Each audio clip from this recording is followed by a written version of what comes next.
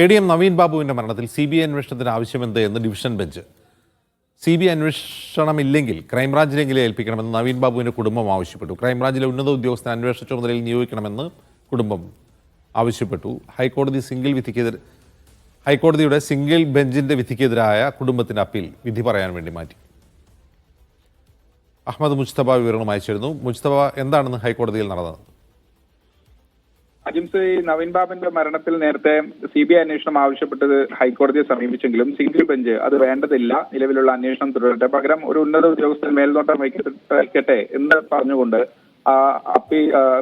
ഹർജി ഹൈക്കോടതി തീർപ്പാക്കിയിരുന്നു. അന്ന് സിംഗിൾ ബെഞ്ചാണ് ആ ഹർജിയിൽ വാദം കേട്ടതും വിധി പുറപ്പെടുവിച്ചതും. പക്ഷേ അതിനെതിരെ ആ വിധിയിൽ ചില കുഴപ്പങ്ങളുണ്ട്. അതുകൊണ്ട് അപ്പീലുമായി ഡിവിഷൻ ബെഞ്ചിനെയാണ് ഇപ്പോൾ മഞ്ജുഷ സമീപിച്ചിരിക്കുന്നത്. എന്തായാലും ആ വിഷയത്തിൽ ഏത് തരത്തിലാണ് ഈ CBI അന്വേഷണം ആവശ്യപ്പെടുന്നത് എന്ന് ഹൈക്കോടതി ചോദിക്കുന്നുണ്ട്. ഒപ്പം തന്നെ നിലവിലെ അന്വേഷണത്തിൽ ഏതെങ്കിലും തരത്തിലുള്ള പിഴവുകൾ ഉള്ളതായി ചൂണ്ടിക്കാണിക്കാൻ ഹർജിക്കാർക്ക് സാധിച്ചിട്ടില്ലല്ലോ എന്നും കോടതി ചോദിക്കുന്നുണ്ട്. അങ്ങനെയെങ്കിൽ CBI അന്വേഷണം ഇല്ലെങ്കിൽ ക്രൈംബ്രാഞ്ചിനെങ്കിലും അന്വേഷണം ഏൽപ്പിക്കണമെന്ന് നവീൻ ബാബുവിന്റെ കുടുംബം കോടതിയിൽ ആവശ്യപ്പെട്ടു. കാര്യം നിലവിലുള്ള ഈ രാഷ്ട്രീയപരമായ സ്വാധീനവും അതോടൊപ്പം തന്നെ ജില്ലാ കളക്ടർ ഉൾപ്പെട്ട ഒരു പ്രമാദമായ കേസാണ്. അതുകൊണ്ട് രാഷ്ട്രീയപരമായ ഏതെങ്കിലും തരത്തിൽ ഉള്ള ഇടപെടൽ ഈ കേസിൽ ഉണ്ടാകുമെന്ന് ഭയക്കുന്നു. മാത്രമല്ല, തുടക്കം മുതൽ ഈ കേസിൽ ചില ഗൂഢാലോചനകൾ നടന്നിട്ടുണ്ട് എന്നതുൾപ്പെടെയുള്ള വാദം കുടുംബം ഉന്നയിച്ചു. പക്ഷെ ആ വാദങ്ങൾ പൂർണ്ണമായി അങ്ങനെ അംഗീകരിക്കാൻ കോടതി തയ്യാറായിട്ടില്ല.